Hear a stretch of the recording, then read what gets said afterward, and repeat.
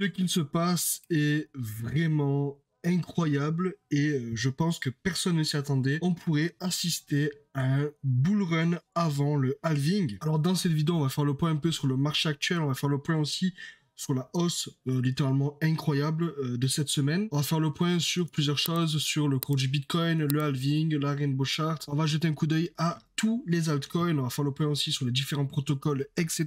Et on va aussi faire le point sur les ETF. Après, bien évidemment, cette vidéo n'est en aucun cas un conseil en investissement. Je ne suis pas responsable de ce que vous allez faire de votre argent suite à cette vidéo. Donc, c'est à vous, bien évidemment, de faire vos propres recherches et de surtout investir l'argent que vous pouvez vous permettre de perdre. Donc, si on jette un coup d'œil à la heatmap, on a un Bitcoin. Alors, c'est vraiment extraordinaire. Et on pensait tous qu'on allait se taper un pump des ténèbres après le halving, mais on a le marché littéralement, donc on a le Bitcoin, le TH et les autres altcoins qui sont tous dans le vert, pratiquement tous dans le vert au cours des dernières 24 heures ou voire au cours de la dernière semaine. On a aussi le BNB malgré le feu autour de Binance qui tient toujours la route et voilà, si on voit la heatmap, c'est quand même assez impressionnant parce qu'on a beaucoup de vert. On a le Solana qui prend 3%, le XRP qui prend 1% pratiquement, on a le ADA aussi qui prend 2%, la VAX qui prend 0,30%, le Bitcoin qui prend 2%, ETH qui prend 3%, on a Matic aussi qui repasse au-dessus des 80 centimes, on a Solana qui nous fait un run extraordinaire, 63 $, on a la Rainbow Chart qui continue sa logique comme d'habitude, donc on a notre bear market, etc. qui va toucher un peu de ce qui est bleu, bleu clair, vert, et on a la période qui remonte un petit peu ici où on va dépasser un peu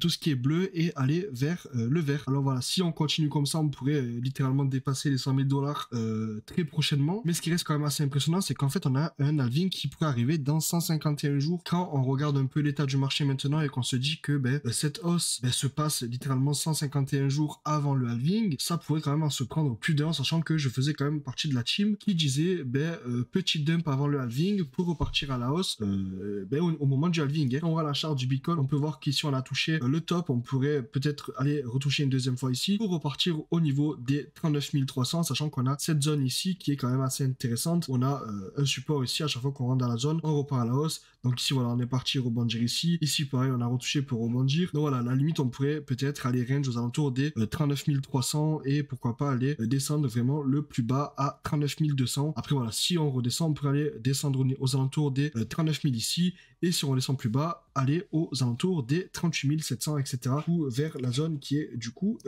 ici. Ok, on a aussi la BRC20 qui est en train d'exploser. La BRC20, j'en avais parlé beaucoup de temps, mais là c'est vraiment incroyable parce que j'avais vendu toutes mes positions sur la BRC20. On se retrouve avec la BRC20 qui reprend des couleurs comme jamais. On a le track. Quand je regarde 4 $, je suis malade. Je suis passé à côté de pratiquement 300 000 $ sur le track. Je suis passé aussi à côté de pratiquement 500 000 $ sur l'ordi. Bref, je suis malade. Mais bon, voilà. Pour moi, la BRC20 est vraiment un protocole qu'il ne faut pas rater pendant le prochain bull run parce que ça prouve littéralement que n'importe qui peut build sur la blockchain de Bitcoin. On a aussi la catégorie de l'IA et de la big data qui montre de jolies performances, surtout Bitsensor, Tao, Tao 21%, même 22% au cours de la dernière semaine. On a aussi Agix, je pense que pendant le prochain bull run ça peut montrer de jolies performances. On a aussi Fête, Rose, qui sont aussi deux projets que je garde un œil dessus. On a aussi Render qui utilise en soi les technologies de Proof of Work, etc. pour faire du rendu, du mining, etc. On a Theta qui pourrait aussi devenir le YouTube du Web3. Bref, voilà. Il y a vraiment beaucoup de projets à garder à l'œil. D'ailleurs, je vais vous sortir une vidéo sur quelques projets qu'il faut garder à l'œil pour le prochain bull run. Donc, n'hésitez pas à laisser un like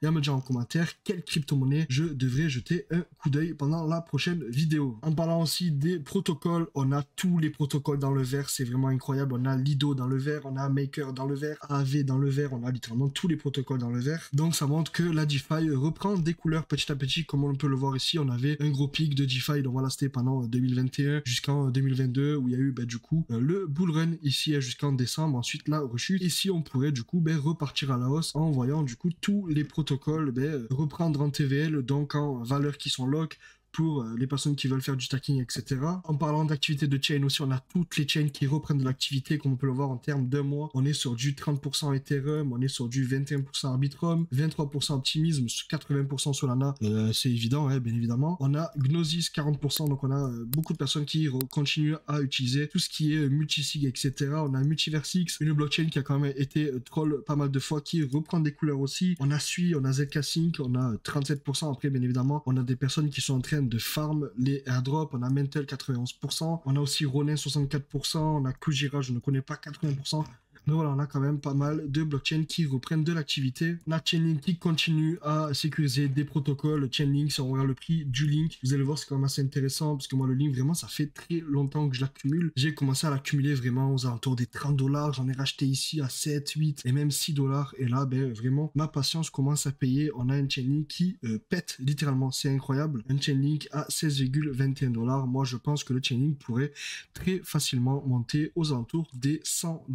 Chainlink, 100 $ pendant le prochain bull run. C'est vraiment cadeau. On a aussi Avax que j'ai dans mon bag. 22 $ qui monte littéralement un singe sous cocaïne. Il explose. On pète l'ancien ATH pendant le prochain bull run. Et c'est vraiment pas un doute. On a aussi Matic que je vais commencer à accumuler petit à petit parce que pour moi, je pense que les L2 pourraient vraiment se développer, même si Arbitrum est un concurrent qui est quand même assez solide. On a le token Chia aussi. Le token Chia, j'en parle, ça fait pas mal de temps. Token Chia, vraiment pareil, singe sous cocaïne. Un airdrop. Moi, je pensais que le token Chia allait continuer à baisser parce que les gens allaient tout simplement vendre ce qu'ils ont eu pendant l'airdrop. On a le token Chia qui est vraiment en train d'exploser, 8,92 $, sachant qu'on a un market cap qui reste quand même assez faible, 1,3 milliard, qui permet à n'importe qui de lancer sa propre blockchain, etc. Donc voilà, je pense vraiment que Chia a un énorme potentiel. Si on jette aussi un coup d'œil sur Solana, pareil, incroyable la hausse, sachant qu'on a de plus en plus de fonds d'investissement comme Grayscale qui commencent à être de plus en plus confiants pour tout simplement l'approbation des ETF en disant comme quoi, voilà, les ETF Bitcoin ne sont pas des questions de si, mais une question de quand. Donc voilà, c'est une question vraiment de date, sachant que selon Watcher Guru, les ETF Bitcoin Spot pourraient être approuvés entre le 5 et le 10 janvier. Donc on approche apparemment de la date des approbations des ETF Bitcoin. Donc à voir ce qui se passe d'ici ce mois-ci après les fêtes et d'ici le début de janvier. Mais voilà, dans tous les cas, je suis super optimiste et je pense très fortement que les ETF Bitcoin pourraient être acceptés d'ici début janvier, vraiment avant le prochain halving. Et du coup, on pourrait voir une bougie qui serait vraiment assez incroyable parce que voilà, quand on a vu déjà quand il y a eu tout ce qui est les rumeurs des ETF Bitcoin, etc., on a eu des pumps vraiment énormes. Donc voilà, c'était cette bougie-là, il me semblait, quand on est passé du coup de 26 000 à 34 000, c'était quand il y a eu les rumeurs des ETF Bitcoin, etc. Mais voilà, je pense vraiment très fortement que les ETF Bitcoin vont arriver d'ici début janvier, entre début janvier et fin janvier, du coup pendant le mois de janvier. Après, voilà, bien évidemment, tout peut arriver. On peut avoir une manipulation où la SEC qui dit, voilà, on n'acceptera pas d'ETF Bitcoin pour du coup faire dump le Bitcoin pour qu'ils rechargent leur bague et qu'ils annoncent par la suite leur ETF. Donc voilà, je suis vraiment super bullish en ce moment sur tout ce qui se passe dans les crypto-monnaies. C'est vraiment super magnifique de voir qu'en soit la patience pendant le bear market et le fait d'avoir continué à recharger notre DSA, etc. Commence à payer finalement. Dis-moi toi en commentaire ce que tu en penses d'un peu tout ça. Les ETF, le halving qui arrive, le fait que le Bitcoin il explose avant même que le halving arrive. Et si tu as pu, n'hésite pas à laisser un like et à t'abonner.